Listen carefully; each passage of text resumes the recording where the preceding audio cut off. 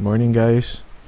Turo ko po sa inyo paano mag-register ng new member or new technopreneur sa V-Mobile.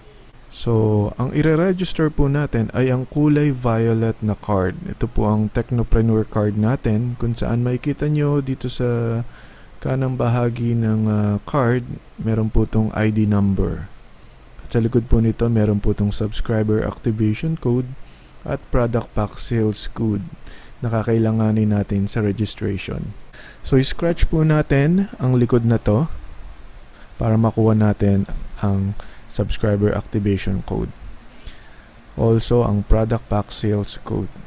Punta po tayo sa loadextreme.ph at i-click po ang no account, click here.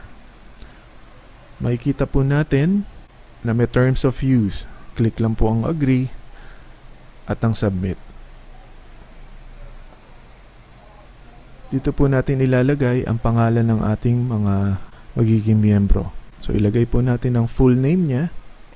Ito po ang lalabas sa cheque, no, pag nag-encash po siya ng earnings. So, make sure tama po ito sa ID niya at pangalan niya sa bangko. Ilagay din ang complete address, ang birthday. So, dapat ganito po ang format niya. Okay, kompleto po pati po yung year, slash po, no. Sundin po natin ang format. Ang cellphone number, napaka-importante rin ito dahil pag nakakalimutan nyo po ang PIK nyo, dito po ipapadala ng V-Mobile sa registered cellphone number nyo. So, ang ID number na nandoon po sa card, dito nyo po ilalagay. At yung subscriber activation code, dito rin nyo po ilalagay. So, mag-supply din po tayo ng email niya. Okay, so once nalagay na po natin yan, click po yung submit button at makukuha po natin ang PIK niya. So pwede nyo po isulat to kasi gagamitin pa po natin to sa pag-login sa LoadExtreme account. So i-secure po natin ang V-Mobile PIC number natin. Huwag po natin to ipamimigay kung kani-kanino, lalo na sa hindi natin kakilala. So ilagay nyo po ang ID number ng bago nyong technopreneur at ang PIK na binigay po ng system. Click nyo po yung login at mapupunta po kayo sa loob ng loadextreme.ph website natin. So, click nyo po ang My Life Activation link. Makikita nyo po itong pahina na to. Click nyo yung continue at dadalhin po niya kayo sa My Life Pro website. So, dito sa website na to, another registration para maisali po natin siya sa network natin. So, ilalagay niyo po sa activation code ang product pack sales code, okay, na makikita sa likod ng technopreneur card. At ilagay po natin ang sponsor ID.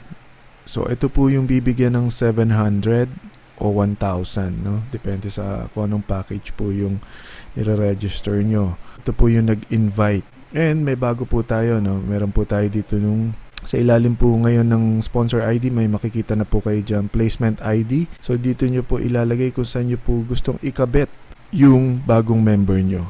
Okay, so kung unang member nyo po siya, ang ilalagay nyo rin po dyan is yung sponsor ID nyo. Kung gusto nyo naman ilagay ito sa existing member nyo, lagay nyo po dyan yung ID number ng gusto nyong pagdikitan na existing member, no? Parang binigyan mo siya ng spillover. Ito naman po yung kung saang team nyo siya ilalagay, no? Team A or Team B, no? Kung sa left or sa right, no? Alam naman natin, pag meron po tayong 100 points sa Team A at 100 points sa Team B, meron po tayong 600 na real-time matching bonus, no? So, babasahin nyo po yan sa tabular genealogy natin. Then, lagay nyo na po ulit yung first name, middle name, at last name niya, yung birthday niya, yung gender, civil status, at yung complete address. So, region, municipality, okay, and security question, yung email niya, napaka-importante po ng email dahil dito po ipapadala yung activation link. So, make sure tama po at mabubuksan nyo yung email na ibibigay nyo po. Pag nakalimutan nyo rin yung password, dito rin po ipapadala ng system. Also, yung TIN number, yung mobile number niya, landline, and yung code. Okay, so make sure tama po yan, no? Case sensitive siya. Then click submit. Okay, once you na-click po yung submit, magpapadala po yan ng registration confirmation sa email na binigay nyo. No? So, andun nandun po yung ID number nyo at yung password na binigay. Also, yung activation na link, no, na kailangan nyong i-click. No? So, pag na-click nyo po yan, dadalhin po niya kayo sa My Life Pro. Then, pwede nyo na pong i-log in ang inyong account, no, sa My Life Pro. Activated na po siya. So, ganun lang po mag-register ng new member. And more power to all.